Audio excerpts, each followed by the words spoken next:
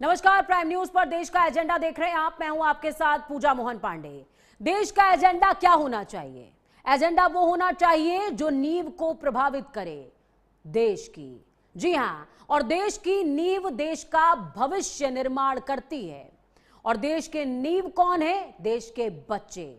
इसीलिए हम बात शिक्षा की कर रहे हैं, सुविधाओं की कर रहे हैं और बात कर रहे हैं उन तमाम चीजों की जो सरकार को भविष्य को रोपने के लिए, सींचने के लिए उपलब्ध कराना चाहिए था। सरकार सरकारी स्कूलों को स्मार्ट बनाने, पीएम श्री योजना और डिजिटल शिक्षा के बड़े बड़े दावे कर रही है।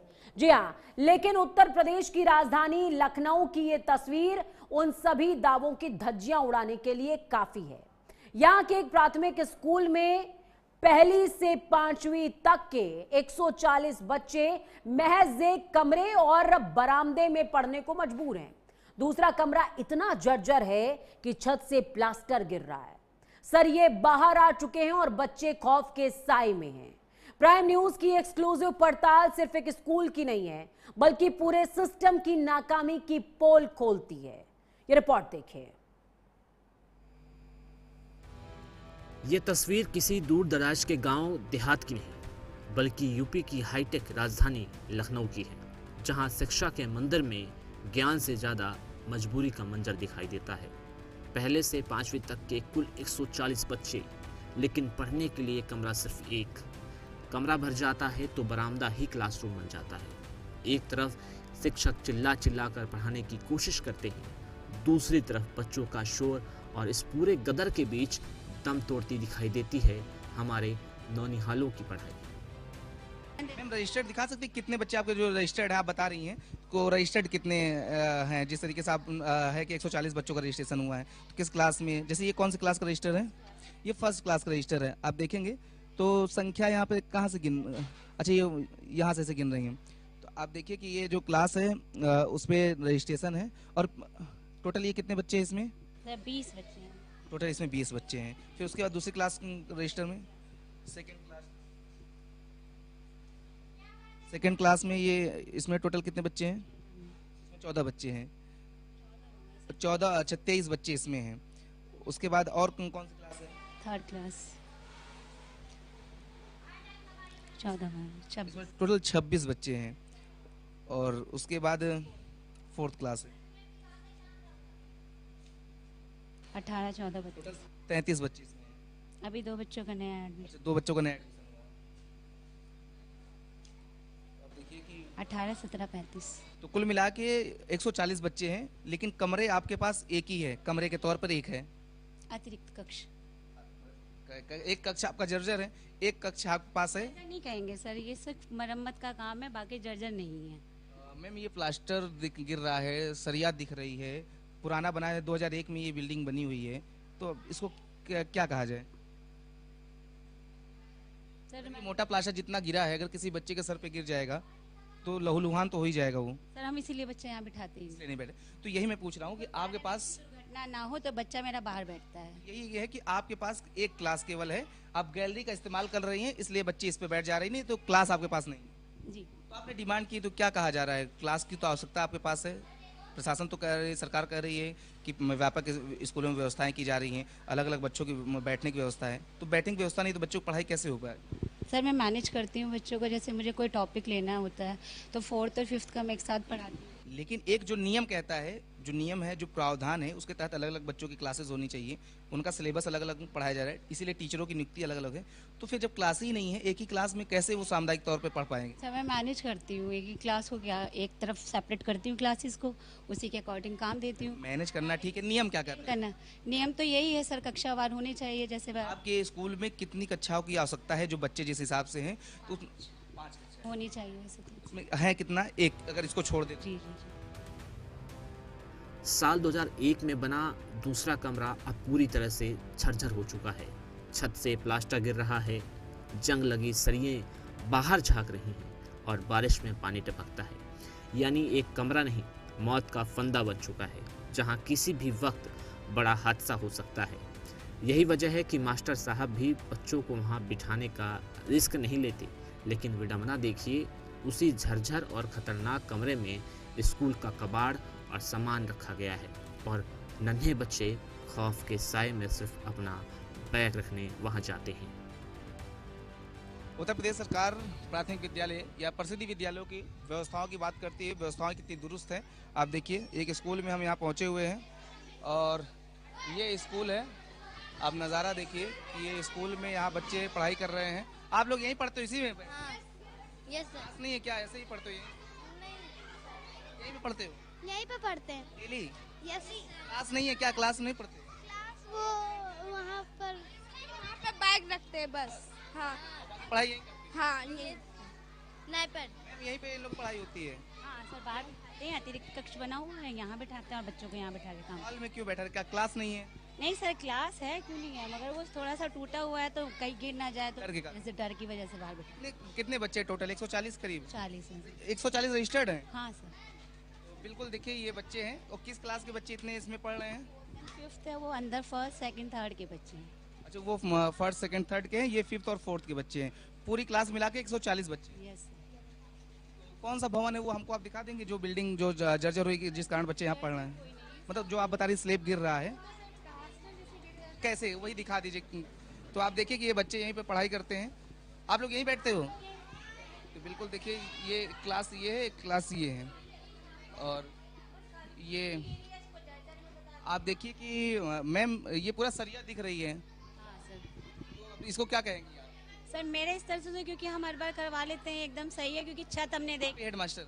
यस सर, इसी साल हम हुए हैं, क्योंकि हमसे पहले हम।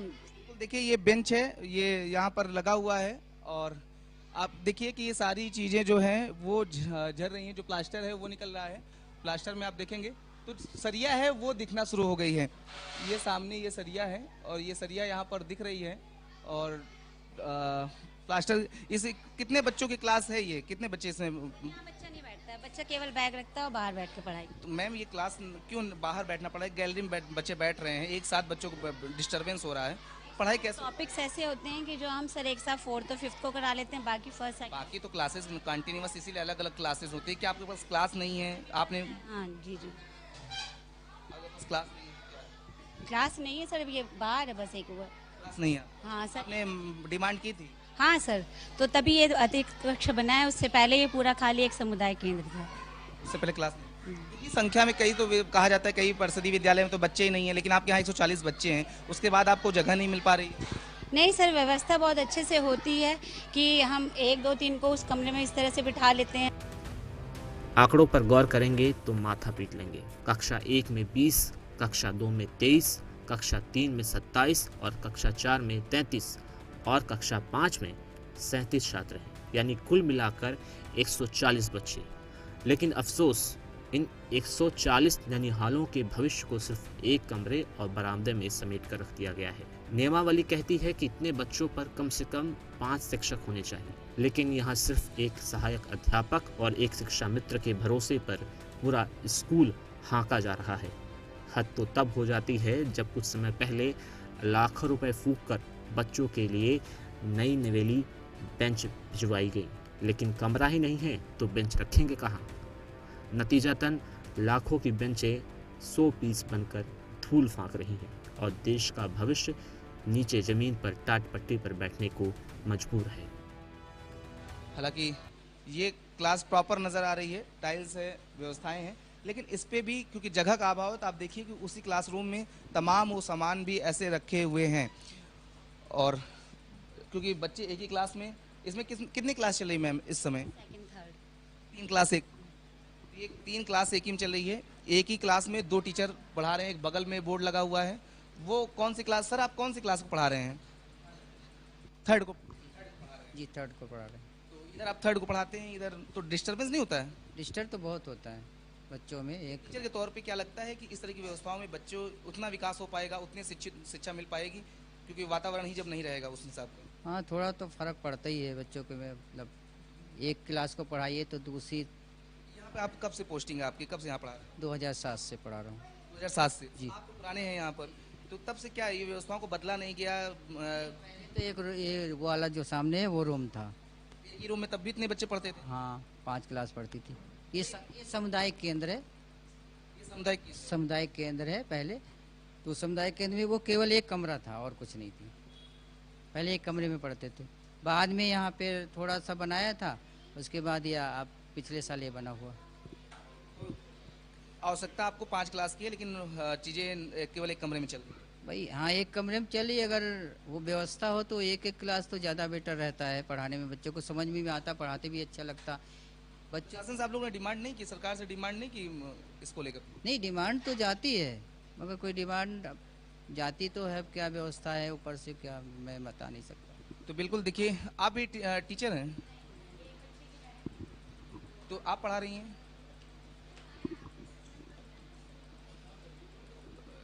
इधर आ जाइए थोड़ा सा, आप पढ़ा रही हैं क्लास? जी, मेरे भाई बहन यहाँ पढ़ते हैं ना, तो हम यहीं पास में रहते हैं, तो मेरा मन करता है पढ़ाने का, टीचिंग करने का। इस समय किसकी ड्यूटी है इस क्लास में? जी, आप है। टोटल टीचर कितने हैं यहाँ पे? मतलब 2 टीचर हैं केवल? मैं 140 है आपके पास? जी, मैं शिक्षा में तो मैम टीचर। अच्छा, आप एक शिक्षा मित्र हैं, सहायक अध्यापक के तौर पर केवल मैम हैं, सहायक अध्यापक के तौर पर केवल आप हैं, बाकी और कोई टीचर नहीं है। आप इंचार्ज भी आप ही हैं? जी क्या टीचर की डिमांड आप लोगों ने नहीं की क्या? 140 बच्चे हैं। जी की जाती है। अब उसके लिए तो सर जैसा देखा जाए शासन ही कार्य कर सकता है इसके प्रति, तो हम तो इसमें सिर्फ कह सकते हैं, बाकी तो शासन का कार्य है। बच्चों के जैसे अगर बात करें तो खेल कूद की, फिर जब यह व्यवस्था नहीं तो कैसे उनका? सर बगल में एक मैदान है, मैं उसको साफ करवाती हूँ, बच्चों को वहाँ ले जाती हूँ। बिल्कुल देखिए, ये बच्चे पढ़ रहे हैं। बेटा आप यहीं बैठ के पढ़ते हो आप सब लोग एक ही क्लास में? Yes sir. डिस्टर्ब नहीं होता है? No sir. एक ही साथ पढ़ रहे हो सब लोग तो डिस्टर्ब नहीं हो रहा है? No sir. क्यों यस सर, हो रहा है। डिस्टर्ब हो रहा है ना? तो पढ़ाई में इसका दिक्कत होती है आप लोगों को? Yes sir. कब से यहाँ पढ़ रही हो आप? किस क्लास में हो? 3rd। और फर्स्ट और सेकंड भी यहीं आपने पढ़ा था? सर। ऐसे तब भी पढ़ रहे थे यस सर। एक ही साथ पूरी क्लास? Yes sir. बिल्कुल देखिए, ये बच्चे हैं, कह रहे हैं कि इन्हें भी डिस्टरबेंस हो रही है, और किस तरीके से ये पूरा जो मैनेज है वो किया जा रहा है। आप देख सकते हैं कि एक ही क्लासरूम है, ये गैलरी है। और आप कौन है? सर हम डाइट के ट्रेनी हैं, डीएलएड। आपकी यहाँ पे क्या इंटर्नशिप लगी है? जी सर। कितने दिन की? Sir 30 days. अभी इंटर्नशिप चल रही है? Yes sir. डाइट से, लखनऊ डाइट से? जी सर। बिल्कुल देखिए, ये इंटर्न है, इनकी 1 महीने की जो ट्रेनिंग है वो ट्रेनिंग के दौरान ड्यूटी लगाई जाती है। तो आप यहाँ पर क्लास ले रहे हैं। बेटा यहीं पढ़ते हो आप? यस। दिक्कत नहीं होती है? छोटा सा कमरा है, होती है। दिक्कत होती है? यस। कैसे मैनेज करते हो? ऐसे ही मैम मैनेज करती हैं? हाँ। क्या पढ़ रहे थे आज आप लोग, दिखाओगे?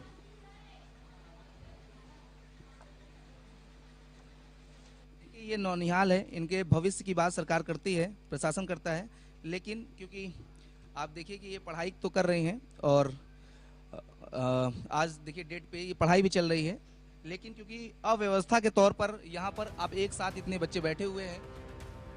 जब प्राइम न्यूज़ ने इस बदहाली पर जिले के बेसिक शिक्षा अधिकारी विपिन कुमार से फ़ोन पर सीधा सवाल दागा तो रटा रटाया जवाब मिला।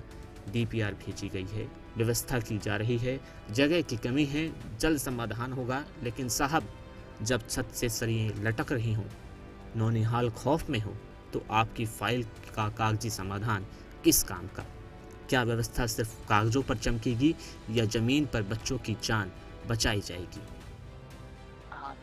सर आपके यहाँ एक विद्यालय है ठाकुरगंज में, उस विद्यालय में एक कमरे में 140 बच्चे पढ़ रहे हैं, क्या है वो? आपने देखा है? बिल्कुल, मैं वहाँ से रिपोर्ट करके आ रहा हूँ। वहाँ पे एक गैलरी में कुछ बच्चे बैठ के पढ़ रहे हैं, नहीं तो एक कमरा है, एक जो कमरा है उसकी छत से पपड़ी गिर रही हैं। नहीं तो जो छत की मरम्मत हो रही है, और जो हमारा एक रूम है अभी नया सीआर गया था, उसके अलावा वहाँ पे जगह नहीं है बनने की, आपने ये देखा होगा। सर ये तो मैं देख रहा हूँ, तो कैसे, ये तो कई सालों से विद्यालय चल रहा है। जो विद्यालय अभी पिछली बार ही एसीआर गया था, आपका जो एक रूम बना हुआ है पिछली बार ही बना हुआ है, अब वहाँ पर कोई जगह न होने का कोई एसीआर बन नहीं सकता।